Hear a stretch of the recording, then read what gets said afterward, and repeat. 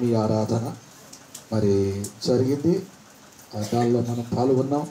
దేవుడు మనల్ని బలపరిచారు.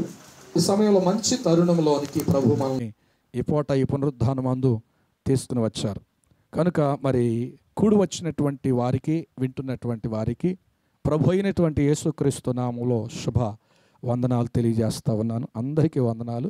మంచిది. ఈ సమయంలో మనం ధ్యానం నిమిత్తమే పరిశుద్ధ లేఖనాల్లో నుండి ఒక వాక్య భాగాన్ని చదువుకుని మనకు ముందుకు వెళదాం. కీర్తనల గ్రంథం 45వ కీర్తన 13వ వచనాన్ని చదవగా విందాం.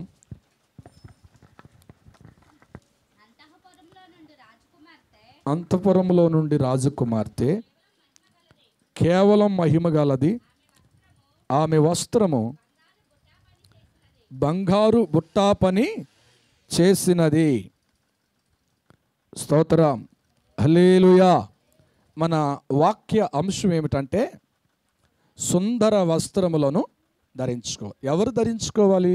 యెరూషలేము. యెరూషలేము అంటే ఎవరు? సంఘం. సంఘాన్ని ప్రేమించి ఈ సంవత్సరంలో ఇచ్చినటువంటి వాగ్దానం ఏమిటంటే చెప్పాలి, సుందర వస్త్రములను ధరించాలి. వస్త్రాలు బైబిల్లో దాదాపుగా 12 వస్త్రాలు ఉన్నాయి. దాని గురించి నేను చెప్పాను. ఎన్ని వస్త్రాలంట? 12 వస్త్రాలు. ఆ 12 వస్త్రాలు ఏమిటంటే మురికి వస్త్రము, మలిన వస్త్రము, చెప్పాలి మహిమ వస్త్రము, నీతి వస్త్రము, ఉల్లాస వస్త్రము, ఇలా చెప్పుకుంటూ వెళితే దాదాపు 12 వస్త్రాలు వాక్యంతో కలిపి వాక్య ఆధారంతో మీకు చెప్పటం జరిగింది. దేవునికి స్తోత్రం. కనుక ఒక వస్త్రం అనేటువంటిది ఒక డిపార్ట్మెంట్ని లేకపోతే ఒక కంపెనీని గుర్తు చేస్తూ ఉంటుంది. అది లేకుండా కంపెనీలోకి అనుమతించబడరు. అంతేనండి. అది ఉంటేనే రండి అని పిలుస్తారు. లేకపోతే అది లేకపోతే బయటే వాచ్మెనో ఇంకా ఎవరో అక్కడ ఉన్నటువంటి సెక్యూరిటీ గార్డో అక్కడ ఆపేస్తాడు. అంటే ఈ లోకంలో మనం బ్రతకడానికి, ఈ లోకంలో మనం బతుకు జీవన ఉపాధిని కల్పించుకుని జీవించడానికి అంత కట్టుదిట్టముగా ఏమండి ఈ లోకంలో అంతగా పెడితే ఇప్పుడు మన ఆత్మీయ జీవితంలో మనం కూడా మరి ఎంతగా ఉండాలి? మనకు కూడా అవసరం కదా వస్త్రాలు. ఏంటి ఆ వస్త్రాలు? ఎన్ని వస్త్రాలు అన్నాను? వస్త్రములు ధరించుడి. యెరూషలేమా నీ సుందర వస్త్రాలను ధరించు. ఏంటి ఆ సుందర వస్త్రాలు అంటే అవి ఆత్మ సంబంధమైన వస్త్రాలు. ఈ లోకంలో కంపెనీలోకి ఎలాగైతే అనుమతించరో అలాగే నీవు ఆ పరలోకంలోనికి వెళ్ళాలి అంటే నీ జీవితంలో, మన జీవితంలో ఆత్మ సంబంధమైనటువంటి ఆ వస్త్రాలు ఉంటేనే మనం పరిపూర్ణంగా పరిశుద్ధమైనటువంటి ఒక సంఘముగా దేవుని ఎదుట కనబడటానికి అవకాశం ఉంటుంది. దేవునికి స్తోత్ర. ఆ వస్త్రాలు ఏమిటో మనం గుర్తు చేసుకుని మన వాక్యాంశాల్లోకి వెళదాం. ఒకటి మారు మనస్సు అనేటువంటి వస్త్రం, ఒకటి. 2 రక్షణ వస్త్రము. హల్లెలూయా. రక్షణ వస్త్రము. తర్వాత ఇక్కడ మనం చదివినటువంటి లేఖన భాగం ఏమిటంటే ఇక్కడ మనం చదివాం కదా, కీర్తనల గ్రంథం 45వ కీర్తన 13వ వచనంలో ఉందంటే బంగారుపు బుట్టా పని వస్త్రం చేసిన వస్త్రం. ఏంటి బుట్టా పని? బంగారము అని అంటే బంగారము దేనికి పోల్చబడింది అంటే బైబిల్ ప్రకారంగా రెండింటికి పోల్చబడింది. ఒకటి బంగారము పరిశుద్ధమైన జీవితానికి పోల్చబడింది, అంటే దైవత్వానికి పోల్చబడింది. కొన్ని సందర్భాల్లో ఈ బంగారమే విశ్వాస జీవితానికి పోల్చబడింది. విశ్వాస జీవితానికి పోల్చబడింది. ఏంటి ఆ విశ్వాస జీవితానికి అంటే పోయిన వారమే చదివించాను, మరొకసారి గుర్తు చేస్తాను.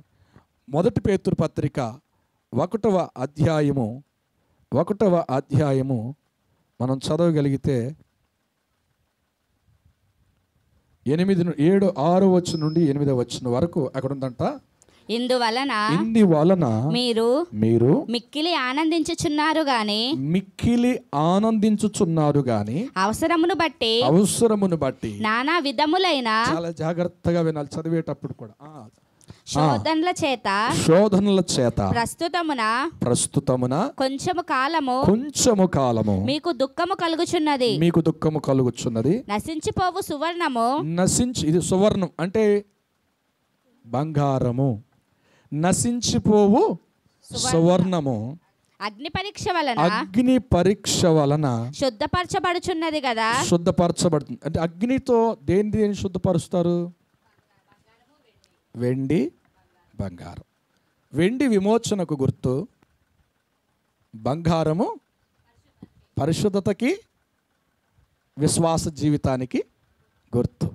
కనుక దానికంటే మీ విశ్వాసము అమూల్యమైనదిగా ఉండాలి.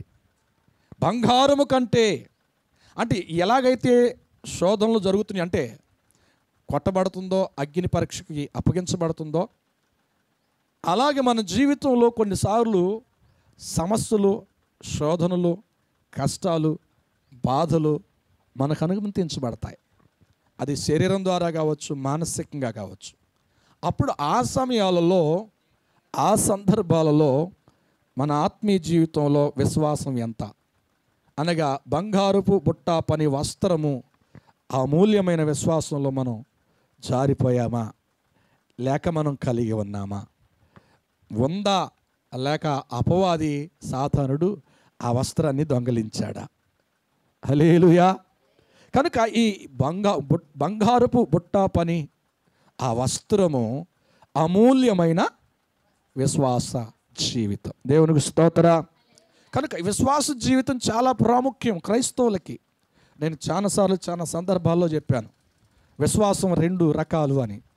ఒకటి అద్భుతాలు కొరకు ప్రభుని వెంబడించే విశ్వాసం, ఏదో ఆయన ద్వారా మనం పొందుకుంటాం, ఏదో మనకి అనుగ్రహించబడుతుంది, స్వస్థత కలుగుద్ది, అద్భుతాలు జరుగుతాయి, ఆశ్చర్య సంగతులు చూస్తాం అని అంటారు. క్రైస్తవ జీవితాల్లో 100కి 90 మంది ఇదే విశ్వాసం మీద ఆధారపడతారు. ఈ విశ్వాసం మీద ఆధారపడేటువంటి వారిని బట్టి సాతానుడేమో ఆనందిస్తాడు, దేవుడేమో బాధపడతాడు. దేవునికి స్తోత్ర. మరి ఏ విశ్వాసాన్ని బట్టి దేవుడు సంతోషిస్తాడంటే, శ్రమ వచ్చినా, కష్టం వచ్చినా, బాధ కలిగినా, శోధనలు కలిగినా తొలగిపోకుండా దాన్ని ఎదిరించి దాన్ని లెక్క చేయక విశ్వాస జీవితాన్ని కాపాడుకునే వారిని బట్టి దేవుడు సంతోషిస్తాడు, అపవాది బాధపడతాడు. దేవుడు స్తోత్ర. కనుక దేన్ని నెరవేరుస్తున్నాం, ఏ విశ్వాసాన్ని నెరవేరుస్తున్నాం, ఏ విశ్వాసం చేస్తే, ఏ విశ్వాసం నిలబడితే మనకు మేలు, మనకి ఆశీర్వాదం, ఆత్మీయ జీవితం వర్ధిల్లుతూ ఉంటుంది. మనం ప్రశ్న వేసుకోకపోతే మన జీవితం జీరోగానే మిగిలిపోద్ది. దేవుని స్తోత్ర. కనుక నేను అంటున్నాను, ఒక మాట మీకు గుర్తు చేసి నేను ముందుకు వెళ్తాను. 1 సమూయేలు గ్రంథం 17వ అధ్యాయం 8వ వచనాన్ని చదువుదాం. అతడు నిలచి ఇశ్రాయేలు యొక్క దండువారిని పిలిచి యుద్ధ పంక్తులు తీర్చుటకై మీరెందుకు బయలుదేరి వచ్చితిరి? నేను ఫిలిష్తీయుడను కానా? మీరు సౌలు దాసులు కారా? మీ పక్షముగా ఒకరిని ఏర్పరచుకొని అతన్ని నా యొద్దకు పంపుడి. హల్లెలూయా. ఈ వాక్య భాగం చాలాసార్లు మనం విన్నాం, చదివాం. అంతేనండి, చదివామా లేదా? ఎంతో దైవజనులు చెప్తూ ఉండగా విన్నాం, లేకపోతే మనకే కొన్నిసార్లు దేవుడు ప్రత్యక్షతలు ఇచ్చాడు. ఈ వాక్యం చదువుతూ ఉంటే అక్కడ యుద్ధం జరిగింది, అక్కడ దావీదు వచ్చాడు, దావీదు ఏమి ఇచ్చాడు, గొలియాతు ఓడిపోయాడు అన్న సందర్భాల్లో నా చిన్నప్పుడు చాలామంది టీచర్స్ చెప్తూ ఉండేవాళ్ళు. ఎవరో మన సండే స్కూల్ టీచర్ చెప్తున్నాడు, గొలియాతు ఒక పాట ఉండేది, దావీదు గొలియాతును ఒడిసెలతో కొట్టి చంపాను. దేవునికి స్తోత్రం. అదొక పాట, ఒక పాటగా ఉండేది. ఎన్ని రాళ్ళతోనంట? 5 రాళ్ళు తీసుకున్నాడంట. దేవునికి స్తోత్రం. 1 కాదు, 2 కాదు, 5 రాళ్ళు తీసుకుని తిప్పి కొట్టి చంపాను. అది ఎప్పుడో చిన్నప్పుడు విన్న, అది మనసులో ఉండిపోయింది, ప్రింట్ అయిపోయింది. దేవునికి స్తోత్రం. సరే, ముందుకు వెళదాం. ఇక్కడ గొలియాతు సవాలు విసురుతున్నాడు. ఏమని సవాలు విసురుతున్నాడు? ఆ యొక్క యుద్ధం ఎన్ని రోజులంటే ఒక రోజు కాదు, 2 రోజులు కాదు, 3 రోజులు కాదు, 40 దినాల యుద్ధం అది. ఎన్ని రోజులు అంటండి? 40 రోజుల యుద్ధం అది. అంటే పక్కులు తీర్చుకుని యుద్ధం చేయడానికి ఇరు వర్గాల వారు వచ్చారు. ఇటు దేవుని ప్రజలు వచ్చారు, దేవుని ఎరగనటువంటి ఫిలిస్తీన్లు కూడా వచ్చారు. బరిలోకి వచ్చారు, కానీ బరిలో నిలబడింది మాత్రం ఫిలిస్తీన్లు మాత్రమే. బరిలో నుండి తప్పుకున్నది మాత్రం ఇశ్రాయేలీలు. పారిపోయిన బట్టి ఇశ్రాయేలీని బట్టి ఈ గొల్యాతు చూసి అంటాడు, ఇదిగో మీరు ఇశ్రాయేలీలు కాదా? మీరు సౌలు దాసులు కాదా? మీరెందుకో? మీరు దేవుని ప్రజలు కాదా? అంటే దేవుడు వారి పక్షంగా ఎన్నో యుద్ధాలు చేశారు. ప్రపంచమంతా విన్నది. ఆయన ప్రజల కొరకు ఎన్నో కార్యాలు చేశాడు. అయితే ఆ మాటలన్నీ గుర్తుపెట్టుకుని ఎవరంటండి, ఈ గొల్యాతు అంటున్నాడు. ఏమంటున్నాడు తెలుసు? ఒక్క మాట అంటున్నాడు, ఇశ్రాయేలీలు కాదా? మీ ఇశ్రాయేలు ఒకరిని నా మీద పోట్లాడడానికి పంపించండి అని అంటాడు. దేవునికి స్తోత్రం. అసలు ఇశ్రాయేల్ అంటే ఎవరు? ఇశ్రాయేల్ అంటే పేరుకి అర్థం ఏమిటి చెప్పాలి? ఇశ్రాయేలీలు అంటే దేవుని ప్రజలు. సరే, నేను చెప్పిన ప్రశ్నకి పరిశుద్ధాత్మను రాయించినటువంటి వాక్య భాగంకి వెళితే జవాబు దొరుకుద్ది. ఇది ఆదికాండం 32వ అధ్యాయము, త్వరగా 28వ వచనాన్ని చదువుదాం. ఆదికాండం 32వ అధ్యాయము 28వ వచనం. అప్పుడు ఆయన నీవు దేవునితోనూ మనుషులతోనూ పోరాడి గెలిచితివి గనుక ఇక మీదట నీ పేరు ఇశ్రాయేలే గాని యాకోబు అనబడదని చెప్పెను. ఈ మాట ఎవరు చెప్పారు? ఎవరితో చెప్పారు? యాకోబుతో చెప్పాడు. ఏమని చెప్పాడు? ఆయన పేరు అంతకుముందు ఏంటంట? యాకోబు. ఇక దేవుడు ఆయన పేరు మార్చి ఏమంటున్నాడో తెలుసా? ఇశ్రాయేలు. ఇశ్రాయేల్ అంటే ఎవరు? దేవుని ప్రజలు పక్కన పెడదాం, మనుషులతోనూ దేవునితోనూ పోరాడి గెలిచినవాడు. అంటే అర్థం ఏమిటంటే, ఇక్కడ పారిపోతున్నారు ఇశ్రాయేలీలు. మీరు మనుషులతోనూ పోరాడతారు, దేవుడితో కూడా పోరాడి గెలిచే తత్వం ఉంది. ఈ పూర్వీకులు గెలిచారు. మీరు ఇశ్రాయేల్ని కాదా అన్న మాట కొన్నిసార్లు కొన్ని సందర్భాల్లో దేవుడు అన్యజనుల ద్వారా కూడా మనకి హెచ్చరిక చేస్తాడు. కొన్నిసార్లు చేస్తాడు. నేను పోయిన శుక్రవారం సాక్ష్యం విన్నా. తల్లిగారు ప్రార్థన చేసి వచ్చారు, షాపింగ్ మాల్కి వెళ్ళారు. ఇంకా పూర్తిగా దేవుని నమ్మలేదు, ఏదో కాస్త విశ్వాసం ఉంటుంది వారి యొక్క కుమార్తె గారికి.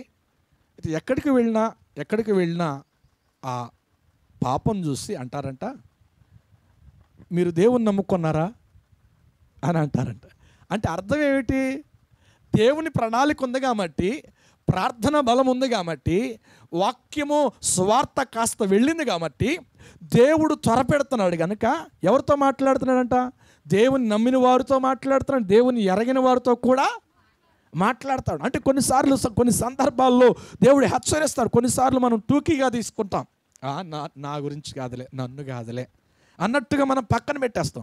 అలాగే ఆ బరిలో కూడా ఇశ్రాయేలులతో అంటున్నాడు దేవుడు, ఈయన ప్రేరేపించాడు, మీరు ఇశ్రాయేలు కాదా? హల్లెలూయా అన్నప్పుడు ఏం చేయాలి?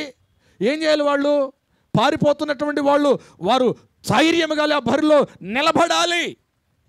ఈరోజున క్రైస్తవులు చాలామంది ఏ విశ్వాసం కలిగి ఉన్నారు? అల్ప విశ్వాసం కలిగి ఉన్నారు. దేవునికి స్తోత్రం. పారిపోవటం అంటే పిరిగితనం కాదంటారా? పారిపోవటం అంటే అవిశ్వాసం కాదంటారా? కాదా? అవునా? అవిశ్వాసం. నిలబడాలి. ఆ ఫిలిష్తీయుడైనటువంటి గొలియాతు ద్వారా మాట్లాడుతున్నాడు దేవుడు. వాడు ఎవడు? సున్నతి లేని వాడు మమ్మల్ని నిలదీసడానికని పౌరుషంగా నిలబడాలి దేవుని ప్రజలైతే. ఇశ్రాయేల్ అయితే, మా పూర్వీకుడైన యాకోబు దేవునితో పోరాడి ఆశీర్వాదాన్ని పొందాడు. తొడగూటి అది వేలాడుతున్నా కాడ దేవునితో పోరాడాడు. అప్పుడు పోరాడితే దేవుడు మనవిని ఆశ్రయించిన దేవుడు, ఆ దేవుడే ఇప్పుడు కూడా మాతో కూడా ఉన్నాడు అనేటువంటి వారు కనువింపు కలగలేకపోతుంది. దేవుని స్తోత్రం. చాలామంది ఉన్నారు క్రైస్తవులు అలాగా, మాకేందులో మేము చేయలేవులే, మా వల్ల కాదులే అన్నట్టుగా. దేవుని స్తోత్రం. అంత బలం ఉందండి ఇశ్రాయేల్కి, అంత పేరుందండి. ప్రపంచ దేశాలు భయపడినాయి అంట. ఒకసారి ఏం జరిగిందంటే, ఇశ్రాయేళ్ళు వేగుల వారిని పంపించాడు. ఎవరు? యెహోషువ పంపించాడు. ఏ దేశాన్ని వాళ్ళు దక్కించుకోవాలని ఆ దేశం గుండా వెళ్ళి చేయించి వారు అప్పగించినటువంటి ప్రమాణం చేసినటువంటి కనానులో అడుగు పెట్టడానికి ఒక దేశంలోనికి పంపించాడు.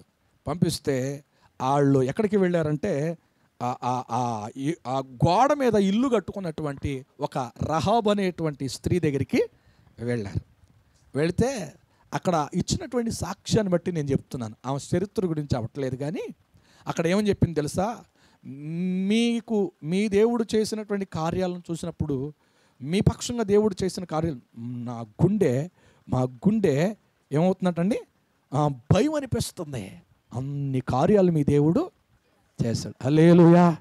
ఎవరి గురించి మాట్లాడుతుంది ఇక్కడ? అన్య స్త్రీ అయినటువంటి ఈ రహాబు ఇశ్రాయేలు గురించి మాట్లాడుతుంది. దేవుడు వారి పక్షంగా యుద్ధం చేశాడు. దేవుడు చెప్పినప్పుడు వారు యుద్ధం చేసి అనేక దేశాలను వాళ్ళు స్వతంత్రించుకున్నారు. అలాంటి పేరున్నటువంటి ఆ ప్రజలు ఒకే ఒక వ్యక్తి దగ్గర ఏమండి దాక్కుని భయంతో జీవిస్తున్నారు. ఆ ఇశ్రాయేలీలు ఎవరంటండి? ఇశ్రాయేలీలు. దేవునికి స్తోత్రం. అంత గొప్ప సాక్ష్యాలు ఉన్నాయండి. వాళ్ళు వస్తుంటే అనేక దేశాలు భయపడినాయి అంట. కానీ ఇప్పుడు ఇశ్రాయేలు ప్రజలు ఈ యుద్ధంలో గొలియాతుతో మాట్లాడుతుంటే వాళ్ళ జీవితాన్ని చక్కబెట్టుకోవాలి, వాళ్ళు సరి చేసుకోవాలి. మా విశ్వాసం ఏమైంది? విశ్వాసంలో ఎక్కడో మచ్చ జరిగింది, ఎక్కడో లోపం వచ్చింది, ఎక్కడో భయం కలుగుతుంది అని వాళ్ళకి సరి చేసుకోవాలి. దేవునికి స్తోత్రం. ఇంకో మాట మాట్లాడతాడు గొలియాతు అక్కడ. ఇంకో మాట ఏమిటంటే ఇంకో మాట అక్కడ మీరు సౌలు దాసులు కారా? ఎవరు దాసులు అంటండి? అసలు సౌలు దాసుల గురించి ఎత్తడానికి అక్కడ ఆయనకున్న గొప్పతనం ఏమిటి? అసలు సౌల్లో ఉన్న గొప్ప విషయం ఏమిటి? మంచి విషయాలు ఏమున్నాయని సౌలు దాసులని మాట్లాడుతున్నాడు. దేవుని దాసులని మాట్లాడవచ్చు కదా. ఏమండి, ఇశ్రాయేల్ అన్నాడు మంచిదే, కానీ మీరు సౌలు దాసులు కాదా, నేను ఫిలిష్తీయుడను కాదా, రండే అని అనడానికి కారణం ఏంటి? సౌల్లో ఉన్న మంచి విషయాలు ఏమిటి? కొన్ని మాటలు మీకు గుర్తు చేస్తాయి. పూట పరిశుద్ధ గ్రంథం 2 సమూయేలు గ్రంథం చదువుదాం. 2 సమూయేలు గ్రంథం 1వ అధ్యాయము 23వ వచనం నుండి 26వ వచనం వరకు చదువుతాం. సౌలును యోనాతానును తమ బ్రతుకునందు సరస్సులుగాను నెనరుగల వారుగాను ఉండిరి. తమ మరణమందైనను వారు ఒకరినొకరు ఎడబాసిన వారు కారు. వారు ఒకరిని ఒకరు ఎడబాసిన వారు కారు. వారు పక్షిరాజు కంటే వడిగలవారు, సింహము కంటే బలము గలవారు. ఆమేన్. హల్లెలూయా. ఇప్పుడు గొలియాతు సవాలు విసిరింది ఎవరెవరికి చెప్పాలి? ఎవరెవరికి? ఇశ్రాయేల్ ప్రజలకి, సౌలుకి, అందరికీ సవాలు విసిరి. ఈ మాటలు ఒక్కరే విన్నారా? అందరు విన్నారా? ఇప్పుడు యుద్ధం జరుగుతుందంటే అందరు ఉన్నట్టే కదా. దేవుని స్తోత్రం. ఇప్పుడు సౌలు బరిలో దిగాలి, ఇశ్రాయేల్ నిలబడాలి. ఇశ్రాయేల్ యుద్ధం చేయకుండా పక్కకి వెళ్ళిపోయారు. ఇశ్రాయేల్ నడిపిస్తున్నటువంటి రాజు అయినటువంటి సౌలు కూడా పక్కకి వెళ్ళిపోయాడు. దేవుని స్తోత్రం. కానీ ఇక్కడ సౌలు దాసులు కాదన్న. సౌలు ఎలాంటి వాడు అంటే పక్షిరాజు తెలుసా? పక్షిరాజు అంటే ఎవరు చెప్పాలి? ఎవరు? గ్రద్ద. చాలా దూరం, కొన్ని వందల కిలోమీటర్ల పైన ఉంటుందండి.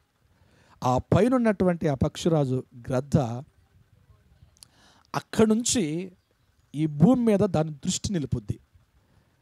కొన్ని వందల కిలోమీటర్ల దూరంలో ఉన్నటువంటి ఆ పక్షిరాజు ఇక్కడ చిన్న ఎర్రని ఈ భూమి మీద ఎక్కడుందో అక్కడి నుంచి చూస్తుందంట. డైరెక్ట్గా అక్కడి నుంచి చూసింది. ఎక్కడుందో ఎర్రకి ఏమండి, ఒక్క సెకండ్, ఒక నిమిషంలో అక్కడి నుంచి ఒక్కసారి కిందకి దిగి వెంటనే తన్నుకుని వెళ్ళిపోయి, వచ్చిన సంగతి తెలియదు, వెళ్ళిపోయే సంగతి తెలుస్తుంది మనకి. ఎప్పుడు? కోడి అది అరుస్తూ ఉండగా అబ్బో వచ్చింది, అది తీసుకుని కనపడదంతే, అసలు సౌండ్ లేకుండా అట్లా దిగిపోద్ది. ర్యాకెట్ కంటే స్పీడ్గా దిగి వెళ్ళిపోద్ది. అంటే ఇక్కడ మాట ఏంటంటే ఆత్మీయంగా మనం జ్ఞాపకం చేసుకోవాల్సింది, ఈ సౌలు జీవితంలో దానికంటే వడిగా ఉన్నవాడంట ఈయన. అలాంటి వ్యక్తి గొలియాతు రాగానే ఏమంటున్నాడంటండి? దాక్కుంటున్నాడంట. హల్లెలూయా. నీ జీవితంలో నేను బలంగా చేశాను, అంతకుముందు ఎంత గొప్ప ప్రార్థన చేశానండి, ఎంత విడుదల వచ్చిందండి, ఎన్ని గొప్ప కార్యాలు. మరి ఇప్పుడు నిలబడ్డాడు గొలియాతు వంటి నిలబడ్డాడు, గొలియాతు వంటి వాడు నిలబడ్డాడు. మరి నువ్వు ఇశ్రాయేలుడు అయితే, నిజంగా నువ్వు సౌలు దాసుడు అయితే, నువ్వు అడిగలవాడు అయితే ఏం చేయాలంటే ఆ సమస్య వచ్చినప్పుడు దాగుండకూడదు. ఏమై ఉండాలంటండి? నీవు నేర్పరిగలిగిన వాడిగా, విశ్వాసం కలిగిన దానిగా, సంఘముగా ఎదుర్కోవడానికి నిలబడాలి. దేవునికి స్తోత్రం. ఇంకో మాట సౌలు గురించి మాట్లాడుతున్నా అక్కడ ఆత్మీయంగా మనం ఆ పరిశుద్ధాత్ముడు తెలియజేస్తున్నాం. సింహము కంటే సింహం అంత బలమైందండి. దేవునికి స్తోత్రం. అది మామూలుగా యుద్ధం చేయదండి. సింహం ఎలా చేస్తుందో తెలుసా? చిన్న చిన్న దాన్ని వేటాడదు, దానికంటే ఎక్కువగా బరువు ఉన్న వాటినే వేటాడుద్ది. అంటే దానికంటే ఎక్కువ ఉన్న బరువు ఉన్న వాటిని వేటాడుతుందంటే ఎంత బలమైంది అనుకోవాలి. మళ్ళీ ఆ మాంసాన్ని ఎలా తీసుకొద్దో తెలుసా? అలిసిపోయినా కూడా దాన్ని తీసుకురావటం మాత్రం దాని యొక్క గొర్రె దగ్గరికి, దాని యొక్క స్థావరం దగ్గరికి అది ఈడ్చుకుంటూ చంపింది ఒక ఎత్తు అయితే దాన్ని తీసుకురావటం ఒక ఎత్తు. ఎంత బలం కావాలండి? మనమైతే కొంచెం అమ్మా అంత దూరమా ప్రార్థన, పాస్టర్ గారు గంట అంటాడు, గంటన్నర చెప్తాడండి. ఏమంటాం మన అంతేనే కదా? అంటామా అనలేదా? ఇది పెందుకోసు సంఘం ఏదో ఏమండి టైం పెట్టుకునేది కాదు, ఇది ఆత్మ నడిపింపదే. హల్లెలూయా. నీకు కావాలంటే నేర్చుకంతే. నీకు టైం ఉన్న సంఘాల దగ్గరికి వెళ్ళు, నేను కాదన్ను. యేసు రక్తమే. హల్లెలూయా. కనుక దేవుని సన్నిధిలో ఆ బలమైన దాన్ని ఈడ్చుకుంటూ వస్తుంది. అంటే సింహము కంటే బలము గలవాడంట, కానీ బలహీనుడైపోయాడు విశ్వాసంలో. భయపడటం అంటే బలహీనుడే కదండి. హల్లెలూయా. ఇశ్రాయేలు అనగా దేవునితోనూ మనుషులతోనూ పోరాడే తత్వం. కానీ ఇక్కడ ఏమవుతుందో తెలుసా? ఒక అన్యుడైనటువంటి గొలియాతు సవాలు విసురుతున్నాడు. దేవునికి స్తోత్రం. హల్లెలూయా. నన్ను దేవుని బిడ్డలో విశ్వాసం కలిగి, అమూల్యమైన విశ్వాసం కలిగిన వాళ్ళు, ఏమంటే బంగారం బుట్టా పని కలిగినటువంటి వస్త్రం కలిగిన వాళ్ళు, ఏమండి దేన్నైనా ఏ పరిస్థితుల్లోనైనా ఎదిరిస్తారు తప్ప చెప్పాలి విశ్వాసాన్ని పోగొట్టుకోరు. దేవునికి స్తోత్రం. ఎలా ఉండాలంటే విశ్వాసం, అంటే కొన్నిసార్లు మన విశ్వాస జీవితంలో చాలాసార్లు నేను ఎదుర్కొన్నాను.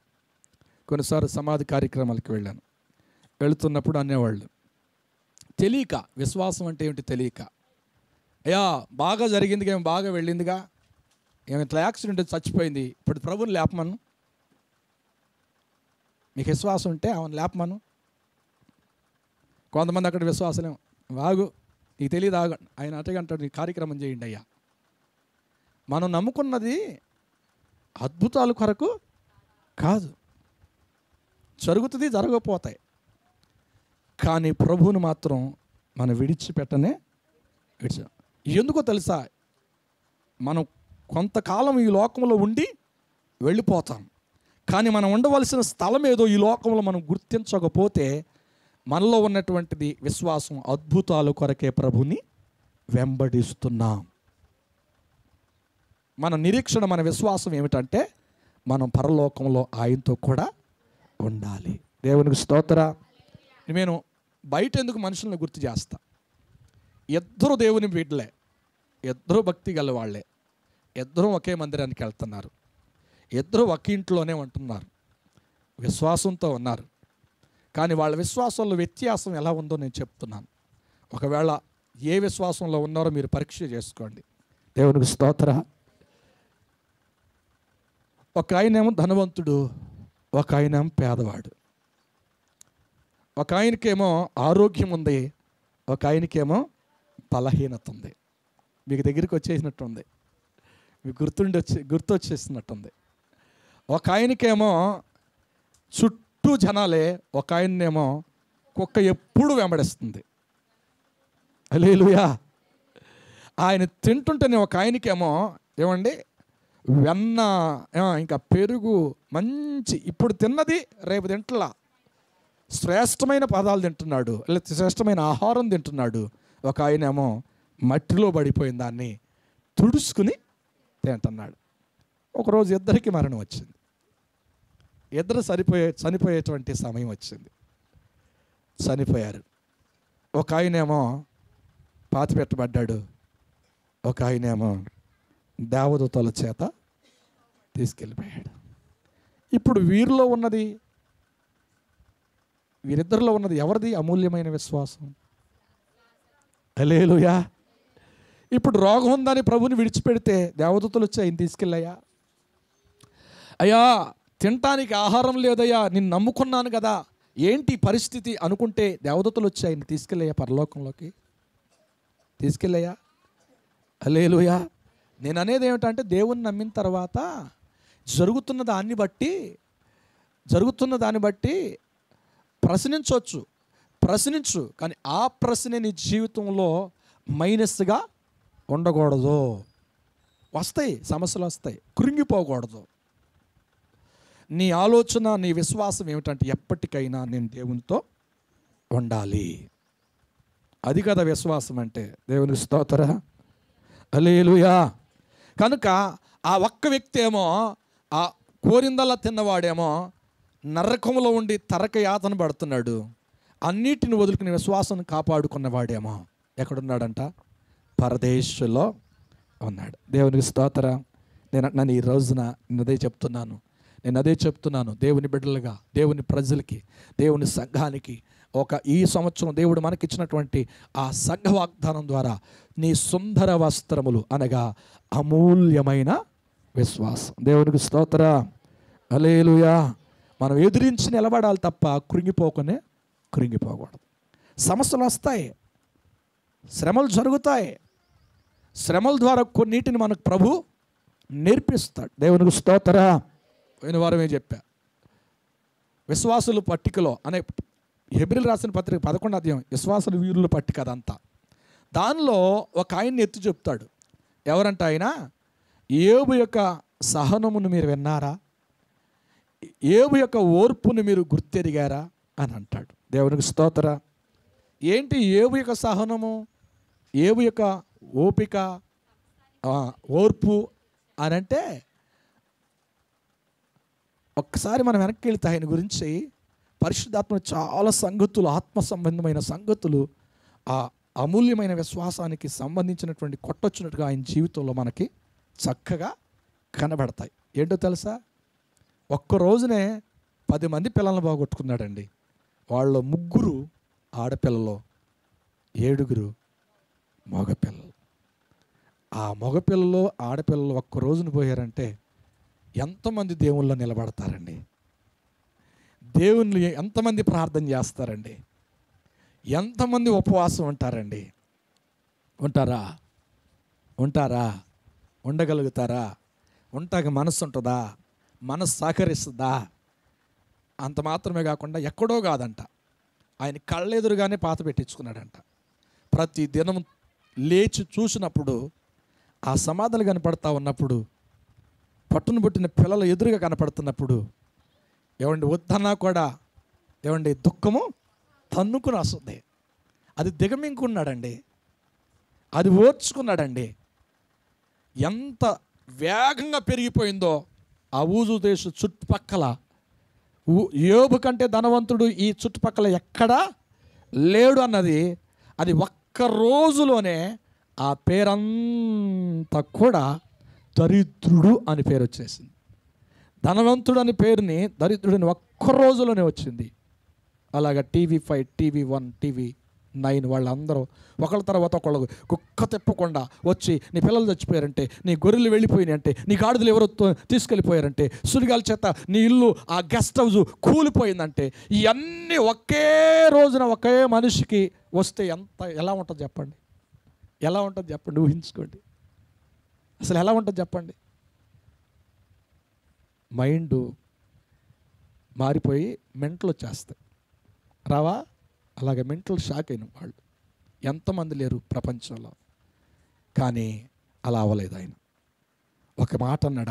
ఆయన మాటను బట్టి నేను సంతోషిస్తుంది ఏంటంటే, వీటన్నిటిని బట్టి యెహోవా నాకెందుకు అన్యాయం చేశాడని అనలేదంటండి. అది కదండి విశ్వాసం అంటే, అమూల్యమైన విశ్వాసం.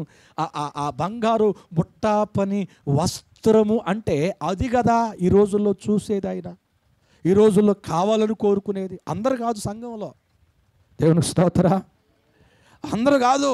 రోగమా ఉండని, సమస్య పోరాటమా ఉండని, కానీ నీ విశ్వాసం ఎలాగుంది?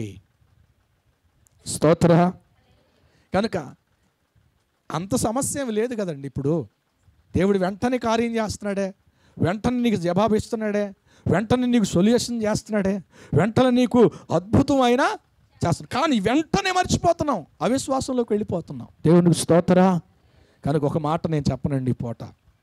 ఏంటి ఆ మాట అంటే, దేవుడంట మన కొరకు వచ్చి మరణించి తిరిగి లేచి ఆరోహణమై వెళ్ళిపోయాడంట. దేవునికి స్తోత్రం. ఈ రోజున సేవకులు విశ్వాసాలు ఏం బోధిస్తున్నారు తెలుసా? ఆయన పశుబాలుడిగా వచ్చాడు, ఆయన మొదటి ఏమండి రక్షకుడిగా వచ్చాడని బోధిస్తున్నాడు. బోధించడం మంచిదే. కొంతమంది ఏం బోధిస్తున్నారు తెలుసా? ఆయన మన కొరకు సిలువ వేయబడ్డాడు, ఆయన రక్తం కాచాడు, ఈస్టర్, గుడ్ ఫ్రైడే పండగలు చేసుకుందామని బోధిస్తున్నారు. మంచిదే, బోధించండి, మంచిదే. దేవునికి స్తోత్రం. కొంతమంది ఏం బోధిస్తున్నారంట, ఆయన మృత్యుంజయుడి పునరుద్ధారుడైన యేసుని ప్రకటిస్తున్నామంటున్నారు. ప్రకటించండి, మంచిదే. ఆయనే మరణాన్ని జయించి లోకంలో ఎవరు లేరు అని అంటున్నారు. మంచిదే, ప్రకటన చేయండి. దేవునికి స్తోత్రం. నేనంటున్నాను నేను ఈ పూట అంటున్నాను, ఇవన్నిటిని జయించి తిరిగి రానయ్యున్నటువంటి రాకడను ప్రత్యక్షంగా మేఘారూరుడై వస్తున్న ఆయన ఎదుర్కోవడానికి సిద్ధపాటు కలిగినటువంటి సంఘాన్ని సిద్ధపరుస్తున్నాను అంటున్నాను. హల్లెలూయా. ఇవన్నీ అయిపోయినాయి. ఇప్పుడు జరగవలసింది ఏమిటంటే ఆయన ఎదుర్కోవాలి. ఆయనతో కూడా 7 ఏండ్ల విందులో మధ్యాకాశంలో ఉండాలి. నువ్వు సిద్ధమైతే నీలో ఏముండాలో తెలుసా? అద్భుతం కొరకు ఆయన వెంబడించే విశ్వాసంతో నువ్వు కట్టుకోకూడదు. ప్రార్థన చేసామయ్యా కారు కొన్నామని విశ్వాసం కాదు. దేవుని నమ్ముకున్నామయ్యా మంచి కార్యము గృహం కట్టామయ్యా అని కాదు. కట్టొచ్చు, కట్టకపోవచ్చు. కానీ ఆయన వచ్చేటప్పుడంట, ఆయన రాబోతున్నాడంట. ఇప్పుడు ఆయన రాబోతున్నాడంట. ఆయన చేసి ముగించి వెళ్ళిపోయాడు.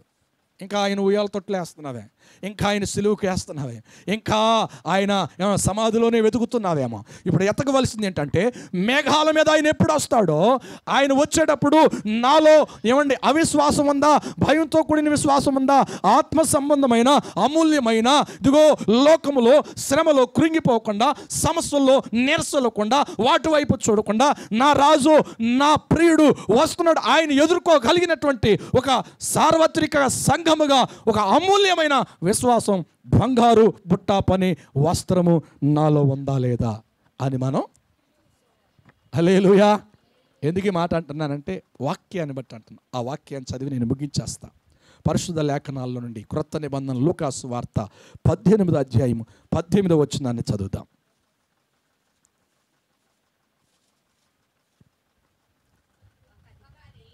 ఒక అధికారి ఆయనను చూచి సద్బోధకుడా నిత్య జీవమునకు వారసుడవగుటకు 18వ అధ్యాయం 18వ వచనం.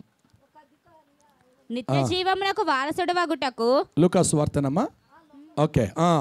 నేనేమి చేయవలనని ఆయన అడిగాను. అందుకు యేసు నేను సత్పురుషుడనని. ఇక్కడ ఏమన్నా ఉంటుందంటే, అక్కడ మాట ఏమని ఉంటుందంటే, ఆ మాట మనుష్య కుమారుడు ప్రత్యక్షమయ్యు ఆ ఘడియలో భూమి మీద నేను విశ్వాసమును కనుగొందునా. ఏమన్నాడు చెప్పాలి? ఏ మాట? ఆయన ప్రత్యక్షమై భూమి మీదకి రాబోతున్నాడు. ఆయన అంటే మధ్యాకాశంలోకి రాబోతున్నాడు. ఆయన వస్తున్నప్పుడు భూమి మీద ఏం చూడాలనుకుంటున్నాడు? ఆయన విశ్వాసం ఎవరు అంటే ఈ భూమి మీద ఎవరున్నారు? ఆయన రక్తము కాచి కొన్నటువంటి సంఘము ఉంది. ఆ సంఘంలో ఏం కావాలి కోరుకుంటున్నాడు? ఏది చూడాలనుకుంటున్నాడు? చెప్పాలి. ఏది చూడాలనుకుంటున్నాడు? విశ్వాసం. ఏ విశ్వాసం అది?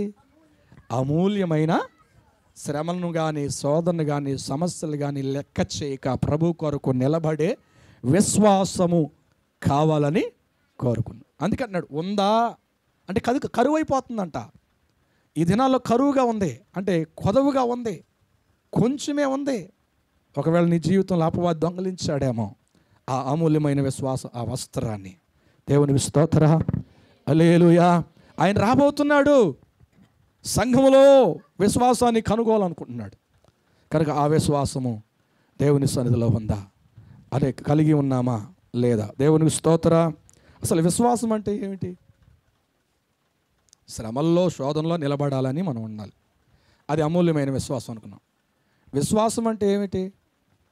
విశ్వాసం అంటే ఏమిటి? ఒక మాట మనం జ్ఞాపకం చేసుకుందాం. 4 విషయాలు ఉన్నాయి విశ్వాసం అంటే ఏమిటో, విశ్వాసం అంటే ఎలా ఉండాలో. అవి నేను ఈ పూట చెప్పలేను, కానీ ఒక మాట మీకు గుర్తు చేసి నేను ముగిచ్చేస్తాను.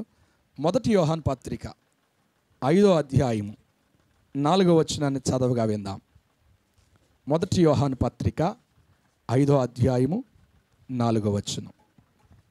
దేవుని మూలముగా పుట్టిన వారందరూ లోకమును జయించుదురు.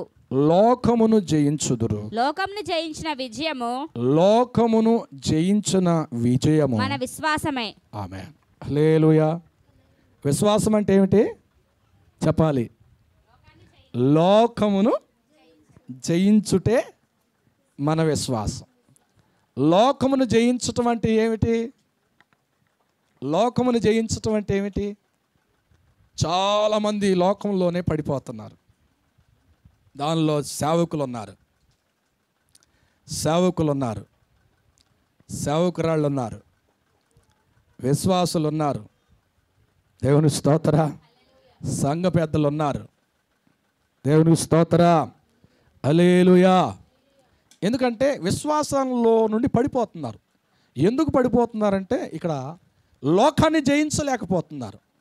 లోకంలో ఏముందంటే శరీరాశ, నేత్రాశ, జీవపుడమ్మ. ఈ రోజున ఏం కోరుకుంటున్నారంటే బోధించేవాళ్ళు కానీ ప్రభుని వెంబడించేవారు కానీ నేత్రాశ, ఇటు దేవుడు కావాలి, లోకంలో ఉన్నవన్నీ కావాలి, చూసినవన్నీ కావాలి, ఇటు దేవుడు కావాలి. ఇటు బంధాలను వదులుకోలేకపోతున్నారు, ఇటు దేవుణ్ణి వదులుకోవాలి.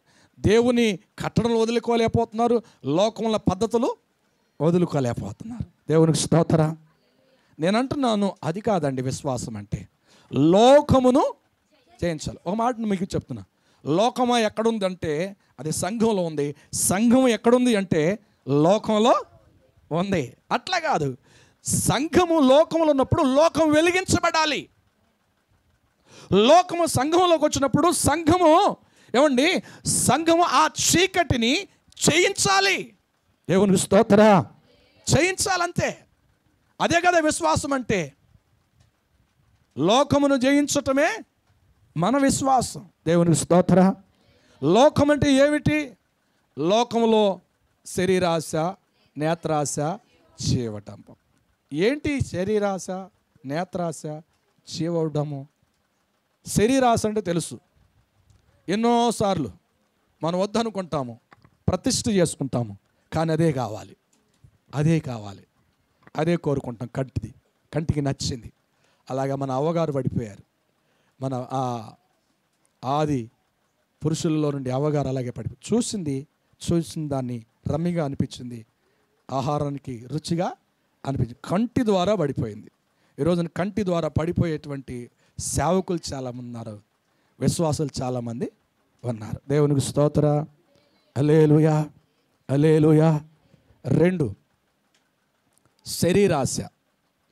ఏది మనం తీర్మానం చేసి వద్దనుకున్నామో మన శరీరం అదే కావాలని కోరుకుంటుంది. ఇప్పుడు ఎలాగంటే అది షుగర్ వచ్చిన వాళ్ళని పంచదార, లడ్డు తినొద్దారు అనుకోండి, వాళ్ళు ఎక్కడికి వెళ్తారో తెలుసా? ఇంట్లో వద్దన్నారు కదా అని షాపులకు వెళ్ళి ఇష్టం వచ్చినట్టుగా తినేస్తా.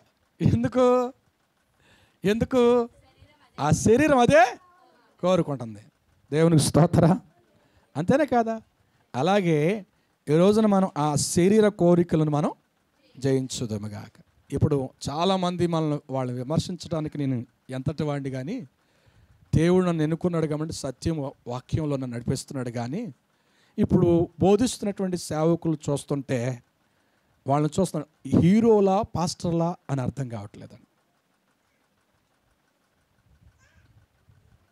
హీరోనా పాస్టర్ గారా అవసరం. కొంతమంది అంటారు మన దేవుడు ఎంత గొప్పవాడు, రాజులకు రాజు, ప్రభులు. మనం ఏంటి, ఒకటి తెల్ల బట్టలు వేసుకుని ఉంటే మాత్రాన సూట్ వేసుకోవాలి, బూట్ వేసుకోవాలి, చెప్పులు వేసుకుని వాక్యం చెప్పేయాలి. దేవునికి స్తోత్రం. వాక్యాన్ని ఎటు మలుచుకుంటున్నారంట, వారికి అనుకూలంగా మార్చుకుంటున్నారు. చాలామంది కూడా బైబుల్ ప్యాషన్ అయిపోతుంది. బైబుల్ లేదన్నాం అనుకోండి, నా దగ్గర ఫోన్లో బైబుల్ ఉందంటున్నారు. ఎక్కడుందంట అంటే ఎవరో కాదు, మళ్ళీ దేవుని ఎరిగి బోధించగలిగినటువంటి టాలెంట్లు కలిగి ఉన్నవారు ఈ మాటలు మాట్లాడుతున్నారు. ఏమండి, బోధించగలిగిన వాళ్ళు అలా మాట్లాడితే బోధ వినేవాళ్ళు ఎలా ఉంటారండి? ఎలాగా విశ్వాసంలో కట్టబడతారండి? ఒక బోధించేటువంటి వ్యక్తి సంఘానికి మాదిరికరంగా ఉండాలి. ప్రభువుని చూపించేవారిగా ఉండాలి, మనల్ని చూపించుకునేవారిగా ఉండకూడదు. అలా అయిపోయింది ఈ లోకంలో విశ్వాసాన్ని కనుగోవాలనుకుంటున్నాడు. అంటే లోకమును జయించుటే మన విశ్వాసము. దేవునికి స్తోత్రం. 1 శరీరాశ, నేత్రాశ, 2 శరీరాశ, జీవపు డంబం. దేవునికి స్తోత్రం. ఏంటంట? జీవపు డంబం. ఎక్కడన్నా మారినాయి, ఎక్కడన్నా రక్షించబడినాయి. ఏమండి, ఎక్కడ అభివృద్ధి అవుతుందో అక్కడ ఏమండి సంఘాలు పెట్టేస్తున్నారు. ఇప్పుడు అక్కడున్న 15 మందో 20 మందో 30 మందో అవి ఖాళీలు అయిపోతున్నాయి. ఒక్కరోజు వాళ్ళ కొరకు ఉపవాస ప్రార్థన పెట్టింది లేదు, కన్నీరు కార్చింది లేదు, ప్రార్థన చేసింది లేదు, వాళ్ళ అవసరాలు తెలుసుకున్నది లేదు, కుటుంబాన్ని దర్శించింది లేదు. ఏం చేస్తారంటే ఉన్న పాటునే పెద్ద బడా పాస్ట్ గారిగా. ఇది జీవపడము, అహంకారం కోరుకోవటం, అధికారం కోరుకోవటం కాదా? దేవునికి స్తోత్రం. అధికారం, హక్కులు కోరుకోవటం కాదా? దేవుని చిత్తం ఏమిటో, దేవుడు ఎందుకు పిలిచాడో, ఎక్కడ నిలబెట్టాడో, ఎక్కడ చేయాలన్నాడో, ఎక్కడ చేయమంటున్నాడో అది కరువైపోయింది. ఎవరు ఏదన్నా అనుకోని. దేవునికి స్తోత్రం. నేను ఎందుకు ఈ మాటలు చెప్తున్నానంటే, దేవుని సన్నిధిలో మనం రాకడికి అతి సమీపంగా ఉన్నాము. దేవునికి స్తోత్రం. అందుకే విశ్వాసం అంటే ఏమిటో తెలుసా? విశ్వాసం అంటే ఏమిటో తెలుసా? చెప్పాలి. లోకమును జయించుటే మన విశ్వాసం. లోకంలో ఉన్న లోకమును అంటకుండా మనం జీవించాలి, ఒక ప్రత్యేకంగా ఉండాలి. అది విశ్వాసం అంటే. దేవునికి స్తోత్రం. నేను తామర యొక్క ఆకును చూస్తే చెరువులో, అది నీళ్లు లేకుండా బ్రతకలేదండి. నీళ్లు లేకుండా బ్రతకలేదు, బురదలోనే బ్రతుకుద్ది. దాని ఏరు బురదలోనే ఉంటుంది, దాని ఆకులు నీటిపైనే తేలుతాయి, దాని పువ్వులు నీటిపైనే ఉంటాయి. వెళ్ళి ఎప్పుడన్నా దాన్ని పట్టుకున్నటువంటి అనుభవాలు ఉన్నాయా? దాన్ని పట్టుకుని చూసినటువంటి దగ్గరగా చూసిన అనుభవాలు ఉన్నాయా? నాకు ఉన్నాయండి. దేవునికి స్తోత్రం. కనుక ఆ చెరువులో ఆ నీటిని తీసి ఆ ఆకు మీద పోయండి, గుప్పుడు నీళ్లు పోయండి, పోసిన ఒక్క 2-3 సెకండ్లోనే ఆ నీళ్లు వెంటనే కింద పడిపోతాయి. ఎందుకో తెలుసా? అది నీరు లేకుండా బ్రతకలేదు, మట్టి లేకుండా బ్రతకలేదు. కానీ నీరు మాత్రం ఉంచుకోలేదు, చాలా తేలికగా ఉంటుంది. నీరుని మొయ్యలేదు, దాన్ని ఉంచదు కూడా, వెంటనే కిందకి అంటే క్రైస్తవుడిగా దేవుని సన్నిధిలో ఆ బంగారము, బుట్ట పని వస్త్రము, అమూల్యమైన విశ్వాసము ఆ మాదిరిగా ఉండాలి. లోకంలో జీవిస్తున్న లోకమును అంటకుండా మన రాజు త్వరగా రాబోతున్నాడు. ఆయన ఈ లోకములో విశ్వాసాన్ని కనుగొంటున్నాడు. ఆ విశ్వాసం ఏమిటో తెలుసా? లోకమును జయించగలిగిన విశ్వాసం నీలో ఉందా? ఈ సంవత్సరం నీవు ఆ వస్త్రాన్ని ధరించుకుందువుగాక, ఆ వస్త్రమును కాపాడుకుందుముగాక. అందుకే అన్నాడు, మీ సుందర వస్త్రములను మీరు ధరించుకుని కాపాడుకునండి. ఒకవేళ దొంగిలించడం గడిచిన 2023, 2024, 2024 ఆఖరి వరకు ఈ 2025 సంవత్సరంలో పరిశుద్ధాత్మదేవుడు సంఘ వాగ్దానం ద్వారా మాట్లాడుతున్నాడు. యెరూషలేమా, నీ సుందర వస్త్రములను ధరించుకును. మారు మనసు అనే సుందర వస్త్రము, రక్షణ అనే సుందర వస్త్రము, అమూల్యమైన విశ్వాసం అనే సుందర వస్త్రము, అది భద్రపరచబడితే రాను మేఘాల మీద యేసయ్యని మనం ఎదుర్కోగలుగుతాం, ఆయనతో కూడా ఉంటాం. దేవుడి ఇట్టి మాటలు మన వినికిడిలో దీవించునుగాక. ఆమె. ప్రార్థన చేద్దాం, తలలు వంచుతాం. ఈ ఉదయకాల సమయం నుండి మధ్యాహ్నం వరకు ప్రభు మనతో మాట్లాడారు. నిజంగా ప్రభు సన్నిధిలో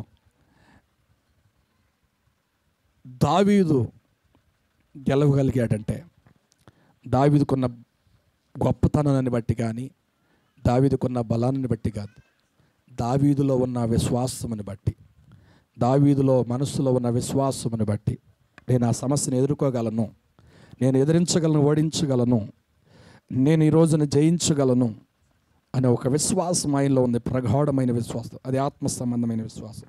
అతని కంటే యుద్ధం చేయగలిగిన వాళ్ళు, అతని కంటే పోట్లాడగలిగిన వాళ్ళు అక్కడ ఉన్నారు. కానీ ఎవరు ముందుకు వెళ్ళలేకపోయారు. కానీ దావీదు మాత్రం నిలబడ్డాడు. దావీదుకి జయము దేవుడు ఎందుకు ఇచ్చాడు అంటే ఆయనలో ఉన్న ఆత్మ సంబంధమైన విశ్వాసం, అమూల్యమైన విశ్వాసం. కానీ సౌలు పక్కకి వెళ్ళిపోయాడు, ఇశ్రాయేలు పక్కకు వెళ్ళారు, కానీ దావీదు మాత్రం నిలబడ్డాడు. దావీదు బలమును బట్టి కాదు, దావీదు శక్తిని బట్టి కాదు, దావీదు హృదయంలో ఉన్న అమూల్యమైన విశ్వాసం. ఆ సమస్య ఎంత పెద్దదైనా కానీ, ఆ సమస్య ఎంత మొండిదైనా కానీ కృంగిపోలేదు, భయపడలేదు, విమర్శించలేదు, ప్రశ్న వేయలేదు, కానీ నిలబడ్డాడు. అది కదా అమూల్యమైన విశ్వాసం అంటే. నిజంగా దేవుని సన్నిధిలో పక్షిరాజు కంటే వడిగా పరిగెత్తగలిగిన వాడు సౌలు గురించి, సింహము కంటే బలమైన వాడు. నువ్వెన్నో చెప్పుకుండొచ్చు, అంతకుముందు ఎంతో ప్రార్థన చేసేదాన్ని, ఎన్నో అద్భుతాలు జరిగినాయి. కాదు, విశ్వాసంలో నువ్వు కట్టబడ్డావా? ప్రభు రానై ఉన్నాడు, మేఘాల మీద రాబోతున్నాడు. ఈ భూమి మీద ఆయన విశ్వాసాన్ని కనుగొనాలని చూస్తున్నాడు. ఎవరు లోకంలో ఈ భూమి మీద ఉన్నది? ఆయన రక్తము కార్చి కొన్న సంఘం ఉంది. ఆ సంఘం నీవే. ఆ సంఘములో నీవే ఉన్నావు. నీ విశ్వాసం ఎక్కడా? నీ అమూల్యమైన విశ్వాసం ఎక్కడా? ప్రభు రానై అన్నాడు, చెప్పుకోవటానికి కాదు. నీ విశ్వాసం ఉందా? సమస్యలు జరుగుతున్నాయి, ఇంట్లో మరణం జరిగింది, నీ ఇంట్లో సమస్యలు జరిగినాయి, ప్రతికూలతలు వచ్చినాయి, ఆర్థిక పరిస్థితులు వచ్చినాయి, నువ్వు ప్రశ్నించకుండా ఉన్నావా? ఉంటే నీ విశ్వాసం నీలో ఉంది. ప్రశ్నిస్తే నీ విశ్వాసాన్ని నువ్వు పోగొట్టుకున్నావు. అప్పు తీరద్దు, తిరగపోద్ది. రోగం కుదుటి పడద్ది, కుదుటి పట్టకపోవచ్చు. నువ్వు మేలు పొందుతావు, పొందకపోవచ్చు. కానీ నీ విశ్వాసం ఉందా? జరుగుతున్న సమస్యలను బట్టి, జరుగుతున్న సంఘటనలను బట్టి ప్రభు అతి సమీపంగా ఉన్నారని గుర్తెరుగుతున్నావా? గుర్తెరిగినట్లయితే నీ విశ్వాసంలో ఎక్కడ నువ్వు పడిపోయావో మరలా నువ్వు కట్టుకోగలుగుతావు. దావీదులాగా. దావీదు మళ్ళా పాపంలో పడి కట్టుకున్నాడయ్యా, నన్ను యేసోపుతో కడిగయ్యా, నన్ను శుద్ధి చేయండి అయ్యా, హేమం కంటే తెల్లగా మార్చాయి అన్నప్పుడు కృప పొందుకున్నాడు కదా.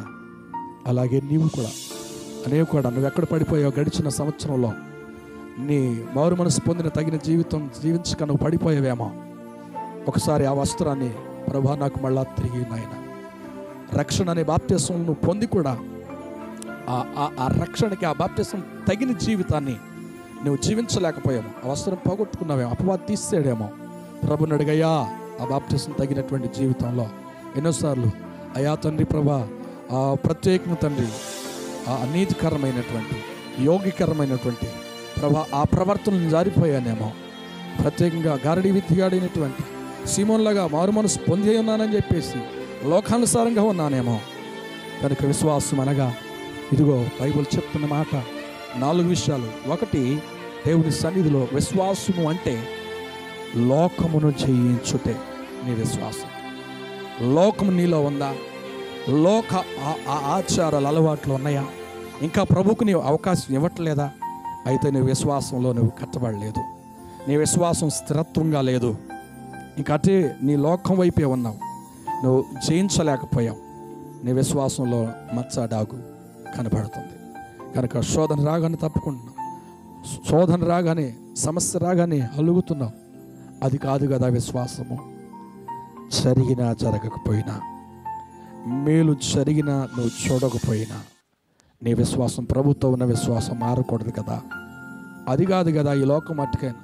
బైబిల్ చెప్తుంది, ఫిలిప్పీయులకు రాసిన 1, 30వ వచనంలో క్రీస్తునందు విశ్వసించుట మాత్రమే కాదు, శ్రమ కూడా మీకు అనుమతించబడింది అని అన్నాడు. Praise the lord, praise the lord. తండ్రి నీకు వందనాలు. నిజంగా నువ్వు రాబోతున్నాయి, ఎన్నో గుర్తులు జరుగుతున్నాయి, క్రొత్త వ్యాధులు తెగుళ్ళు జరుగుతున్నాయి. ఇలా చూసిన వాళ్ళు అలా చనిపోతున్నారు. భయంకరమైన దుర్దినాలలో మేము ఉన్నామయ్యా. ఇంకా మేలు జరగలేదని, కార్యాలు జరగటం లేదని నీ మీద అలిగినటువంటి విశ్వాసం కలిగిన వారు ఎంతో బోధ విన్నప్పటికీ నాయనా మమ్మల్ని వాత వేయబడిన మనస్సాక్షి కలిగిన వారిగా ఉంటున్నామయ్యా. దయతో క్షమించండి. మా మనోనేత్రాలు వెలిగించారు నాయన. తండ్రి, ఆత్మ సంబంధమైన విశ్వాసమును మా జీవితంలో ప్రభు మేము కలిగి ఉందుముగాక. తండ్రి, ఈ విషయంలో ఎట్టి నుండి వచ్చిన ప్రతి శ్రమనైనను ఎదుర్కొని మీ సన్నిధిలో మీ బిడ్డలుగా మేము నిలిచి ఉందుముగాక.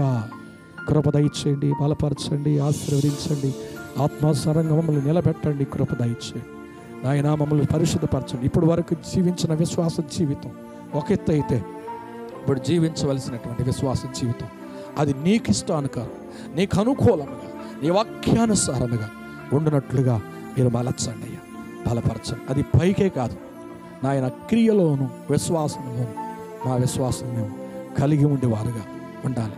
క్రియల లేని విశ్వాసము అది చనిపోయినది, మృతచుల్యమైనదే.